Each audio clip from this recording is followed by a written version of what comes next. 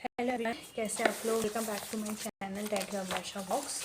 तो 3-4 दिनों बाद ये वीडियो आ रहा है क्योंकि मैं थोड़ा आउट ऑफ इटावा थी, तो इस वजह से वीडियो नहीं आ पाया था, उसके लिए सॉरी।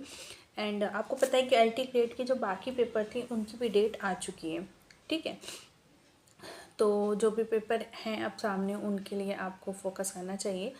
तो आज मैं आपके सामने जो जीएस का पेपर लेके आई हूँ, देखिए ये है राजकीय degree college, government degree college का पेपर। तो आप एलटी ग्रेड के लिए प्रिपेयर करो, जीएससी के लिए या फिर डिग्री कॉलेज के लिए, सबके लिए जीएस जो है वो ऑलमोस्ट सेम लेवल का होता है, तो उसके लिए आपको एक मतलब और अच्छा एग्जाम्पल है। तो देखिए फर्स्ट क्वेश्चन इसमें है कि एकमात्र भारतीय जो भारत के गवर्नर जनरल हुए थे वे कौन थे, ठीक है। जो भारत के गवर्नर जनरल थे, श्री राजगोपालाचारी, पट्टाभी सीतारमैया, राजेंद्र प्रसाद या इनमें से कोई नहीं। तो श्री राजगोपालाचारी जो थे वो भारत के अंतिम गवर्नर जनरल थे और स्वतंत्र भारत के प्रथम भारतीय गवर्नर जनरल भी थे श्री राजगोपालाचारी। ये एक भारतीय राजनीतिज्ञ, स्वतंत्रता सेनानी, वकील, लेखक व राजनेता थे। बताइए, इतने सारे इनके अंदर क्वालिटी थी कि राजनीतिज्ञ भी थे, स्वतंत्रता सेनानी भी थे, वकील भी थे, लेखक भी थे और राजनेता भी थे। बाद में स्वतंत्रता के बाद इन्हें भारत रत्न से सम्मानित किया गया और स्वतंत्र भारत के पहले गवर्नर जनरल जो थे वो लॉर्ड माउंटबेटन थे। उसके बाद से ये पोस्ट हटा दी गई थी गवर्नर जनरल की, ठीक है। तो इकलौते जो थे वो श्री राजगोपालाचारी थे। नेक्स्ट क्वेश्चन है कि संविधान के अंतर्गत प्रधानमंत्री निम्न में से किसके प्रति उत्तरदायी है? मंत्रिपरिषद, राष्ट्रपति, राज्यसभा या लोकसभा? तो इसका आंसर होगा डी, लोकसभा, ठीक है। संविधान के अंतर्गत प्रधानमंत्री लोकसभा के प्रति उत्तरदायी है।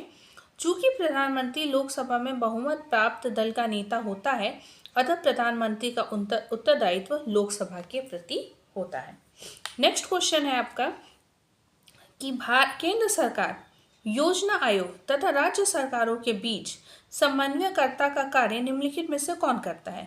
राष्ट्रीय एकीकरण परिषद, वित्त आयोग, राष्ट्रीय विकास परिषद या इनमें से कोई नहीं।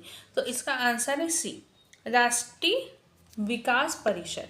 केंद्र सरकार, योजना आयोग तथा राज्य सरकारों के बीच समन्वयकर्ता का कार्य राष्ट्रीय विकास परिषद, नेशनल डेवलपमेंट काउंसिल जिसको बोलते हैं, करता है।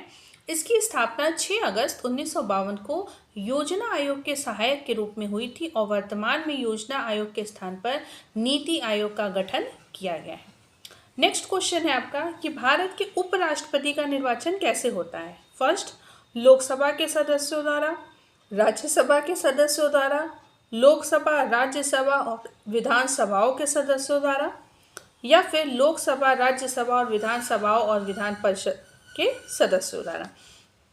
तो इसका है ऑप्शन ए, यानी कि फर्स्ट एंड सेकंड, लोकसभा के सदस्यों द्वारा एंड राज्यसभा के सदस्यों द्वारा। संविधान के अनुच्छेद 63 में उपराष्ट्रपति के पद का प्रावधान किया गया है, जो राज्यसभा का प्रदेश सभापति होता है।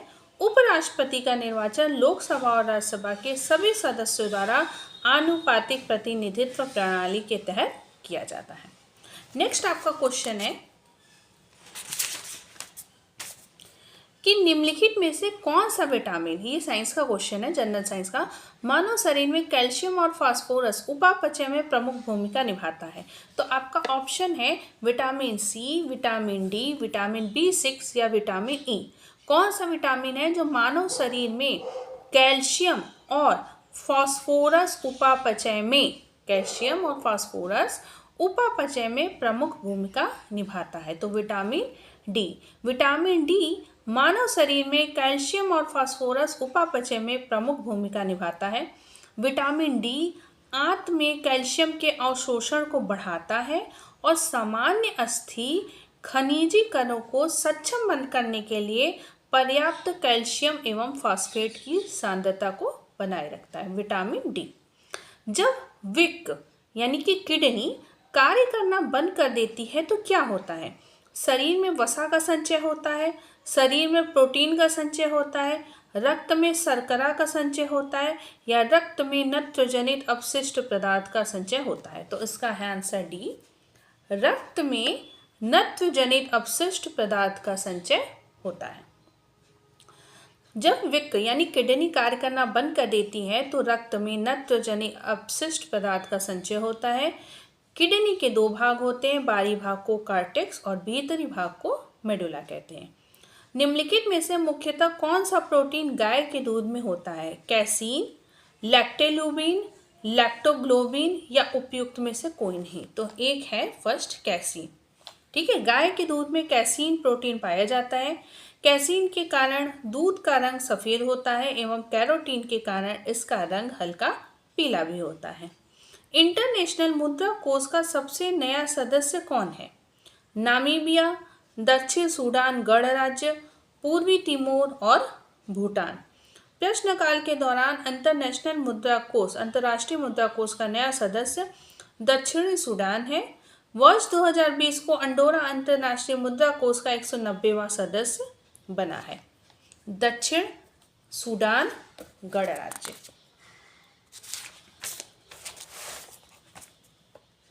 हेले थार्निक स्मिथ प्रथम महिला प्रधानमंत्री कहाँ की बनी है? न्यूजीलैंड की, मलेशिया की, डेनमार्क की या ब्राजील की? तो इसका आंसर है डेनमार्क की।